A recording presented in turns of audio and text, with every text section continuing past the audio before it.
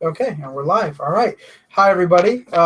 Back to Large Factory after a holiday break with me and Amy. Today, we're going to be talking about marketing and pretty much what at least we two are trying to do before we launch. Amy's book is coming out pretty soon. Mine will be coming out April. Amy, do you have an exact date for your release? I do because I actually had to sneak it out on a pre-order to book a few of my promos. So my date is very scarily set in stone for the 25th of February. If you're reading this, though, don't go and pre-order it because I've got to change the price. I've started it high to dissuade people until I'm actually ready. But yeah, so 25th of Feb. It's very close. It's less than a month away now. It is, and then mine is. I'm thinking end of the first week of April, just because we happen to know somebody who's also releasing in April. Originally, my plan was to get it out in March, but that's no longer feasible with some of the things I've run into recently in life and my editing and beta reading process. So you talked a little bit about getting out some promotions and stuff. What exactly are you doing to build up the hype before your book drops? Okay, so not as much as I'd hoped. I am finding it really hard to get any kind of promo slots because obviously I'm a brand new author. I don't have any previous books with great reviews. This book doesn't have any reviews, of course. So that's probably one of the first things that I'm trying to rectify.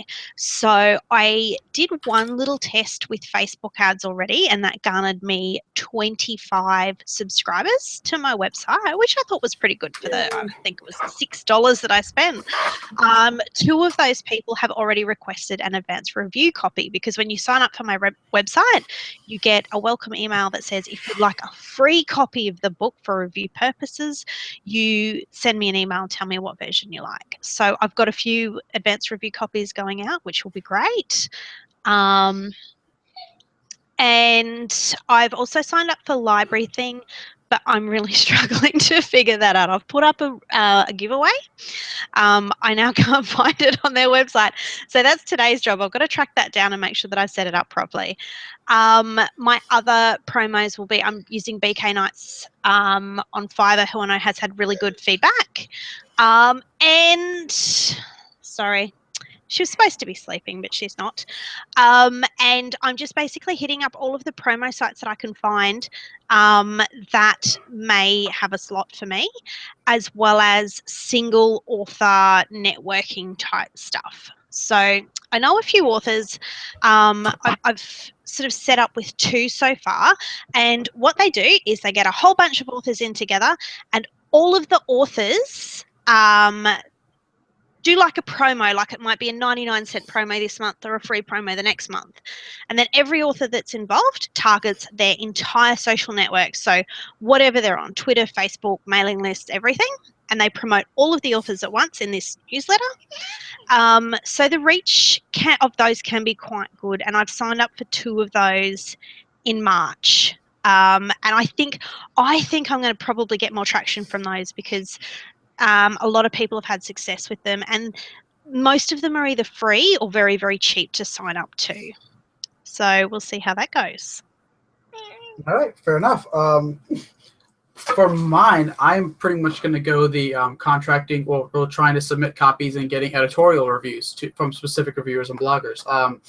We've talked about this before. I've never been a big fan of the internet marketing thing. One of the reasons why is there's a really good article by an author out there which talks about that people are starting to get sick of seeing everyone's book online every day on Twitter, and Twitter blast promos because we already know you wrote a book. We don't care. Stop blasting it in our faces. I've never been a fan of the internet marketing approach.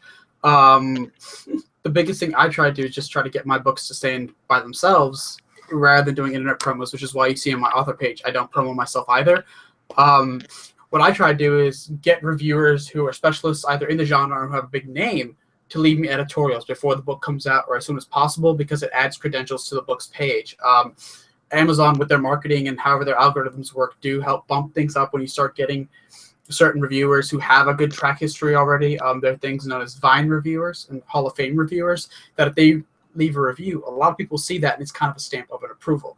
So it's a different way of word of mouth, which is the biggest way I'm seeing my fan base and my reviews grow. And I like I said, I'm a huge fan of that. I like targeting people who like the genre already, getting them to talk and market me for me. I don't like the idea of going to everyone, buy my book, buy my book. Another thing that I found is helpful, though, is occasionally I will try to help other authors sell their books by giving away a free copy of my own. So what I'll do is, if you buy this guy's book, I'll give you a free copy. And that costs me because I do give away official Amazon copies through the gift mode. I don't send out like a free, here's just a Word document of it.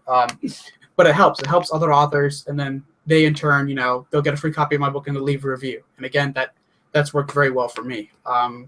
So my whole approach is I just want to point out that you are now up to 150 reviews. That is absolutely amazing. When we started this podcast, what were you weren't even up to 100, were you? No, I wasn't. I was like high 80s, maybe low 90s. I got the last 10.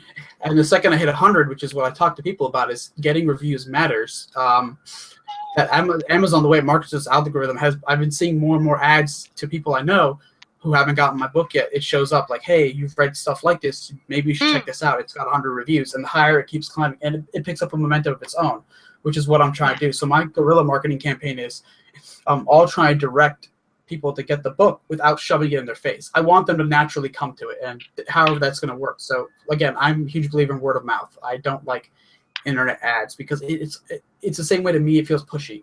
All the books I've bought recently have either been suggested by friends, like when you told me something like Faded to pick up, I picked it up.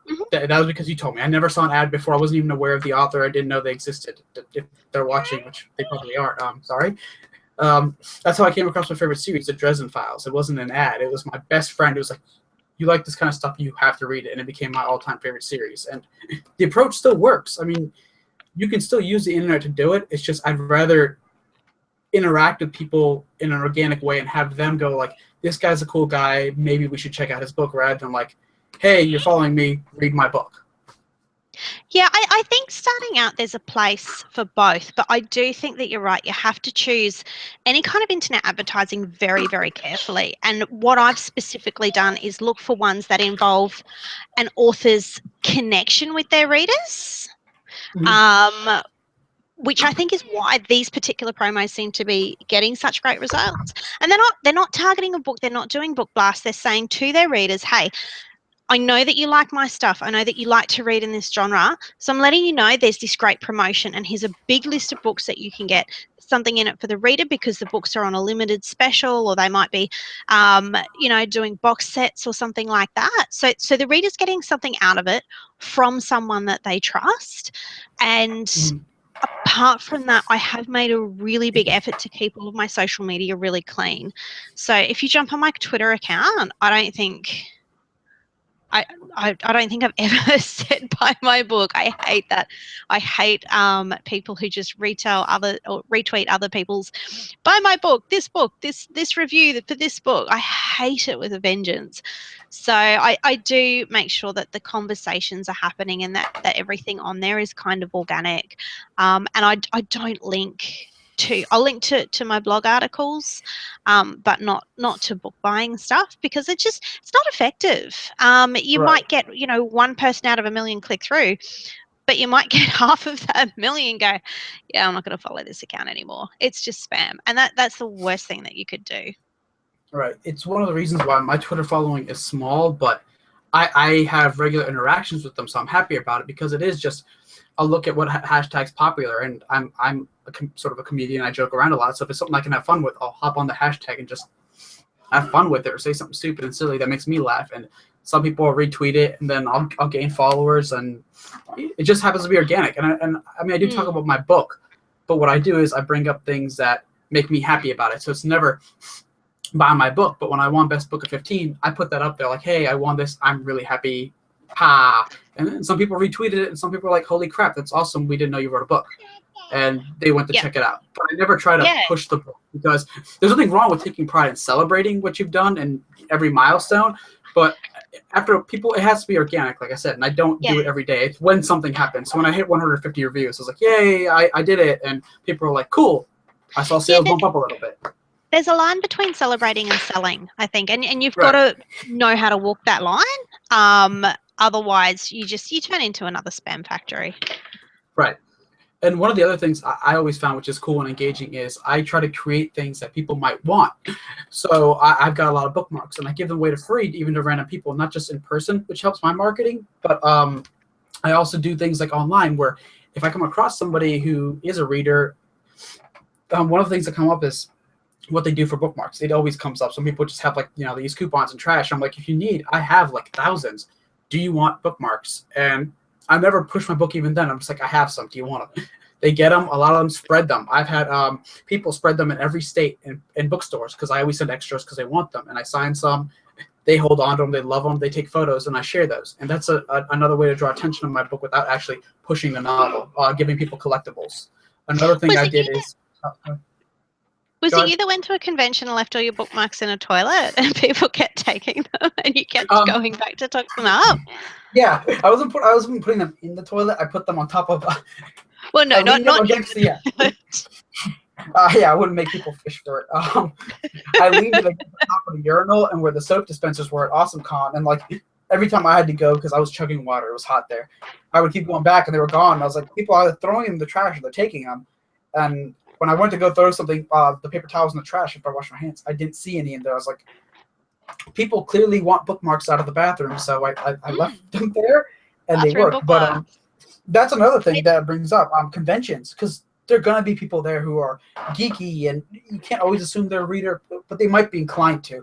One of the things I found is, because they're free to give out and take, leave them at tables. Just ask people's permission. It doesn't matter what table, if it's an artist or something, because first of all, that brings people to that table and makes them want to stay, because the artist has something free to give out. Even if it's not their own, it's more swag they can give out. It's just nice. People will be like, oh, the author, the person, the artist or game designer or this actor or actress, whatever, gave me a free bookmark plus their own swag. And it's just more. And it's something. Now, a lot of it might end up in the trash. But what you're hoping for is that small percent that keep it. And it's something they stare at and they look at. Like if you use one of my bookmarks, which I do have here somewhere. Got one. It's nice. It's nice quality. It's good little cardstock. It has a perfect quality cover on it. Reviews on the back, and every time someone uses it, my book will be in their face. They'll see it, and maybe one day they'll check it out. I mean, all our Amazon books have free samples online. It's just something to nudge them without being pushy, and it's something at the very least they can use. It is functional. Because there are three types of things you can give away, and it's like trinkets, wearables, and trash. And a lot of times, some of those end up being all three, where they're wearable or the trinkets and they're crap. So I always felt like whatever you should do, and I learned this from my mentor, just make it good quality. So bookmarks are usable. They always are. That's the point to give out to readers. They're small profile. They're collectible. The way I'm going to do them is I'm going to try to make it a set. So each book will have its own individual bookmark as a series goes, and my fans can collect them all. And I don't know if they're ever going to be worth anything, but it'll just be nice. It'll be a collectible set. I mean, it doesn't cost you anything extra since I give them out free. So it's an incentive. Yeah, I love that idea. So do you have I mean, obviously your launch is going to be a lot different from mine because you're on book 2. But how are you going with pricing? What did you do when you launched Grave Beginnings? What would you do differently? I made a lot of learn from my mistakes, because I made a lot of them. I priced book 1 really low for a while because I thought 99 cents, new author, a lot of people would check it out. I didn't know, and this is a thing, that a lot of people saw that and were deterred by it. And I still don't know why, but one of the reasons could be maybe they thought I didn't value the work, or that it wasn't worth pricing high enough. I never got the answer, because that's not something people are going to tell me. But I had a lot of friends like you telling me it is worth a lot more.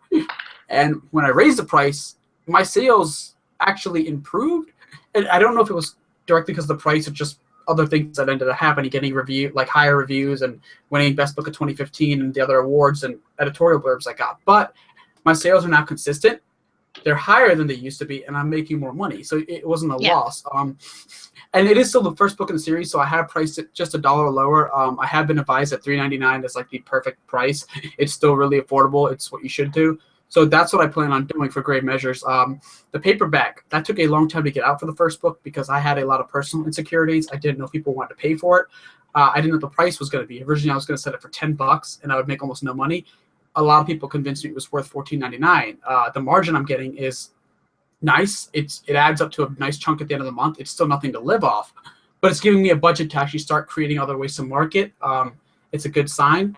So my Mm, plan is to keep the paperback around the same price because book two will be bigger, but not so much so that it negates me keeping it the same price. And the paperback I'm going to raise, I mean the Kindle version I'm going to raise to $3.99. yep. The one thing I might change is the open distribution. Right now, the Kindle is, or the ebook is available everywhere, and I'm Hmm. not seeing the returns everywhere else. Through all the other Mm, expanded distribution aside from Amazon, I made like $10.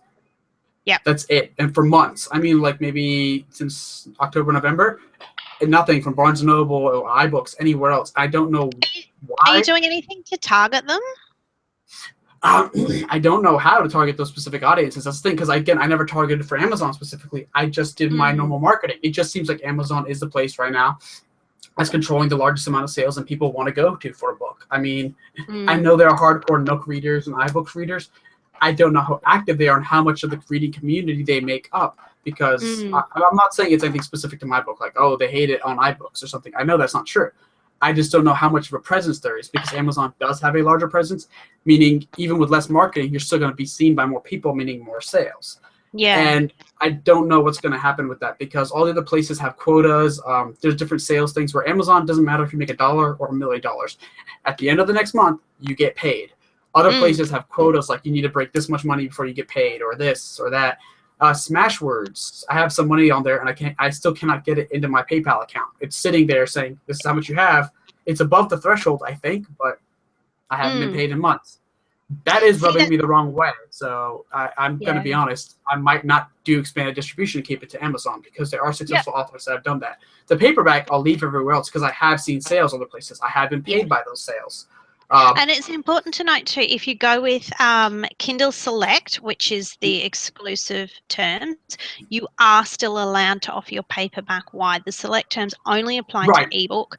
I'm exactly. assuming most of our listeners will know that, but just in case anybody doesn't, so that I think is a bit of a bonus. It is a bit okay, it's a lot different for me, because of the markets that I'm targeting. In Australia, I think there's probably about 12 people with a Kindle. Okay, that might be a slight exaggeration. But I'm going to launch in Select for the first 3 months, and hopefully use any page reads and stuff that I get, any borrows, to boost my ranking and give me that little bit of initial visibility.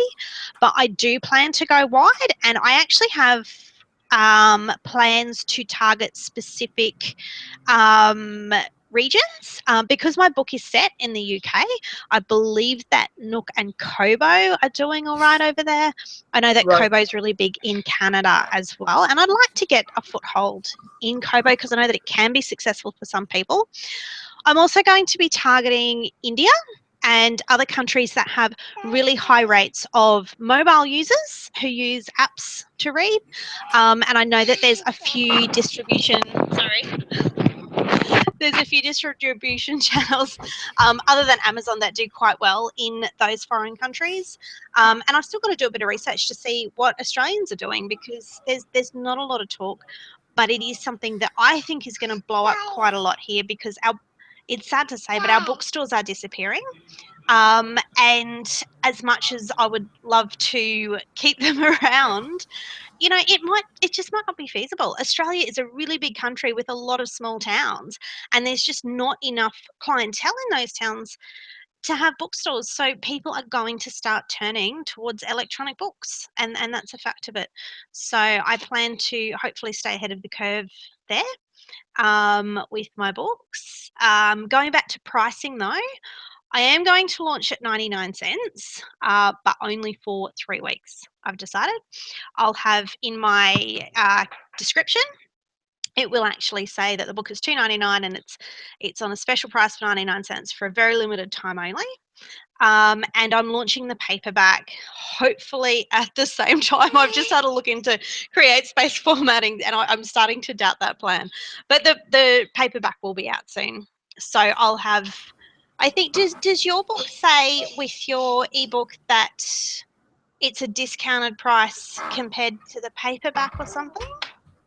Yes, it does show the variance between it, that getting the ebook is like $12, $13 cheaper than getting the paperback, as well It as something shows the I've opted. savings, doesn't it? Yeah. And then another thing I've opted in, which is this is just to be nice. I don't count it as a marketing technique, but it very well might be. Is I do have Matchbook open, so anyone who buys a paperback will get the Kindle free as long as you download it. You just have to remember it doesn't come automatically, but it is free. Yeah. It won't be an extra charge. It shows up that the price for you will be $0. And I've gotten a lot of downloads for that because I have been selling really well in the paperback consistently. And I've never been a fan of. Some publishers have done this. Now that's all up to them. I know they have their profits and margins to make. I'm not like criticizing them for it. It's just not something I can do. Is I don't like selling the ebook separately if someone has bought the paperback. If you bought it, I want to give you the digital copy because I don't care how you read it after you've paid for it. I don't care if you're like, oh, I'm going on a trip. I don't want to bring this book. I'd rather bring my Kindle and have all my books on it. And mine happens to be one of them. Yeah, go for it. Cool. Download it for free. Yeah. And it's helped. I honestly think that's one of the reasons that indie publishing and indie books is going so well because and regardless of the motivations, whether it's just because we don't have the overheads, we don't rely on those profits so much. But I think indies tend to be a lot more giving towards their readers. We price our books so much more reasonably. We don't charge more for an ebook than we do for a paperback. That's just ridiculous, profits aside. Some indies have, but it's really rare. And I think that is definitely a big point in our favor. I think that's one of the reasons that we're able to change the industry the way that we are. And I love being in it for the readers. Yeah, I do too. I just wish I could make more so I could do it full time, which is the goal because I can put out more for the readers. The biggest thing for me, which I don't know in a bad way or good way if this has hurt my marketing, is that it's taking a long time for the second book, Grave Measures, to come out in the Grave Report because life, I haven't had the money, things interrupted it. I could not write consistently every day because I can't dedicate that time to it because I have to make a living elsewhere and deal with life things. Like just recently, you probably didn't hear, you're in Australia, I'm an idiot, that there was a huge blizzard on the East Coast. Snowmageddon! Yeah, we even heard about that. Yeah. So it must have been pretty bad. Yeah, and Virginia, especially where I live, was the epicenter of it. So the DC, Northern Virginia area got ridiculous feet of snow. I got like 4 to 5 feet outside my front house. We lost power for a little while. That wasn't the big issue. The internet box fried out, so I had no internet to do research while I'm writing. And then the backyard porch to our deck and everything collapsed from the snow. It's separate from the house, but it's like those things add up. And when you're not, and you have to still go to work some days. Fortunately, I had off, but in conjunction with life events like that happen, it takes off time. And there's a 2-year gap between my books in terms of release date. And I don't know if I got mine out sooner, would that have helped? But because I only had one, I was so focused on writing the second while marketing the first. I put so much attention into it that the first really took off. It's doing well. So now when the second launches, it might have more momentum than if I launched them closer together without as much attention to marketing one or the either and had to split it over both.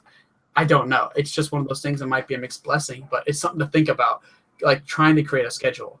I'm trying to adhere to it this year, and where Grave Measures comes out in April, and the new novel, which I'm almost done with, hopefully, in a new series set in the same world, will hopefully come out in December. The name I have not given out yet, except to my friends like you, because it's the work. At that point, I'll have 2 books out a year, and it's something I can keep up to next year. That 2-year gap has allowed me to work on more material. So hopefully in 2017, I can release the next 2 Grave Report books back to back and put that series up to 3 to 4 books.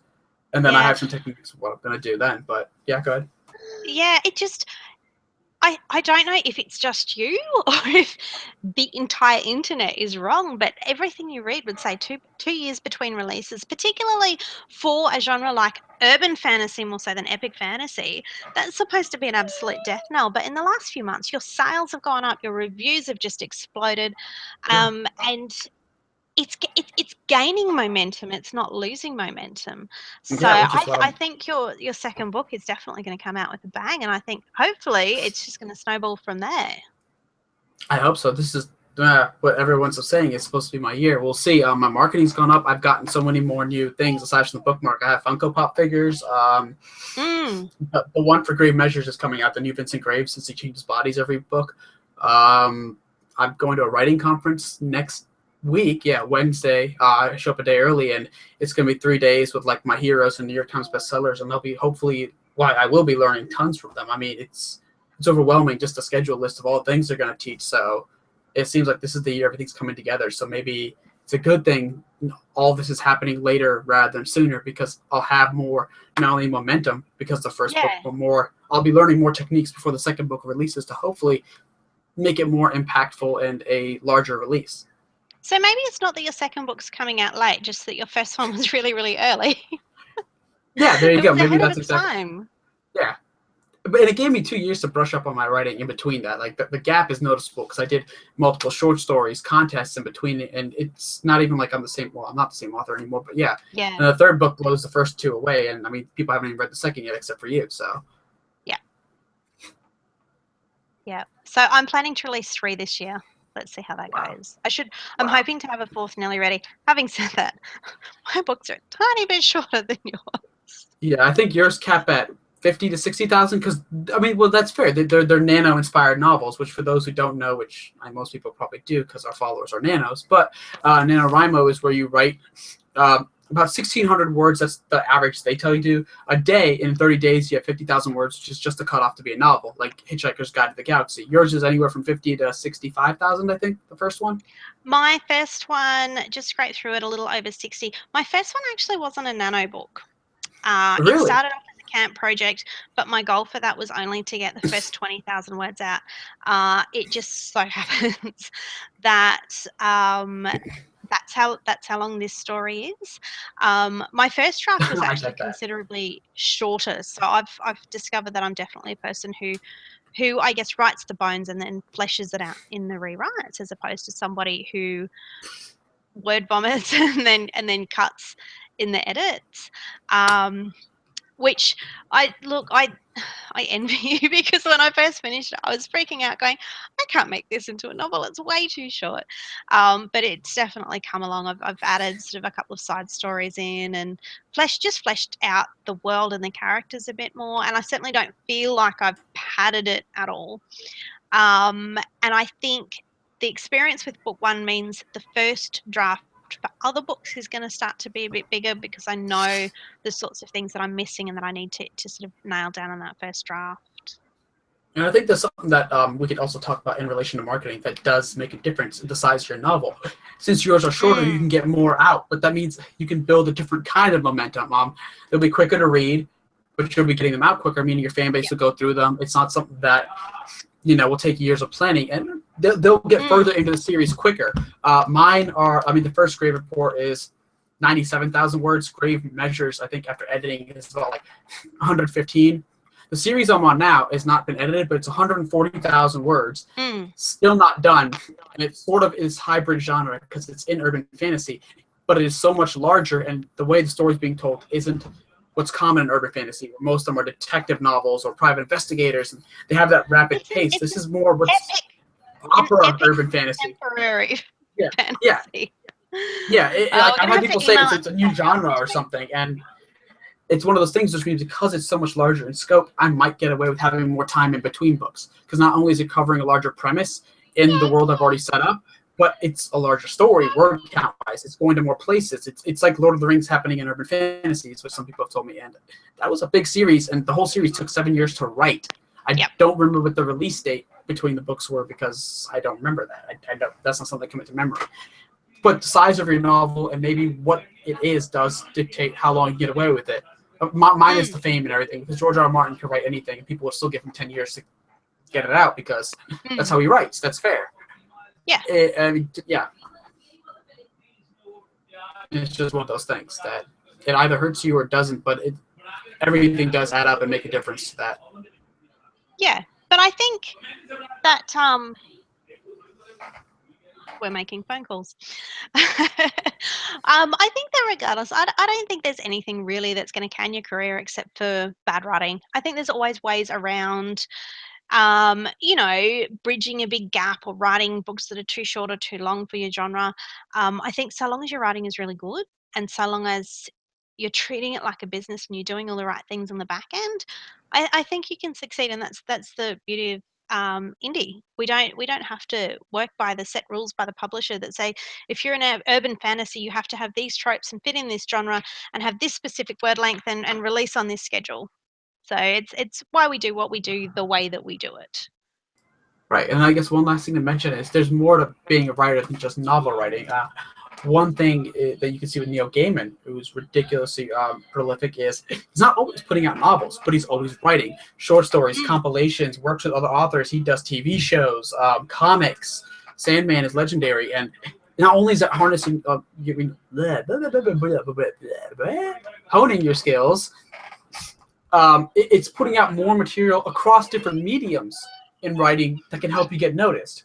So there's more than one way to do this. That's, I think, the greatest thing at the end of the day.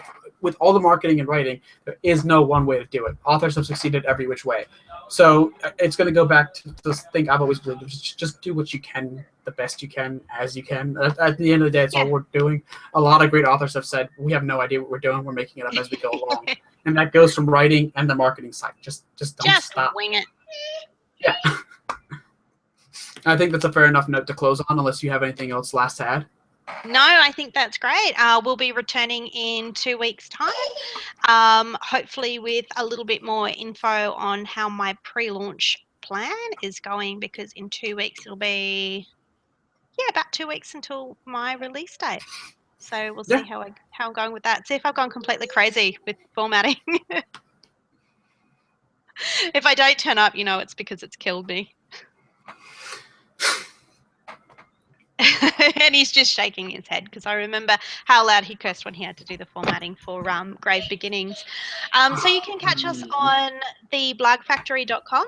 We're on Twitter at blogit, and on Facebook at the Blog Factory as well. Definitely subscribe, hit the like on the YouTube channel. We're hoping to bump things up a little bit this year now that both of our book launches are coming a little bit closer.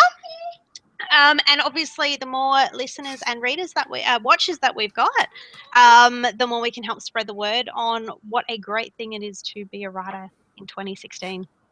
Indeed. Bye-bye, internets.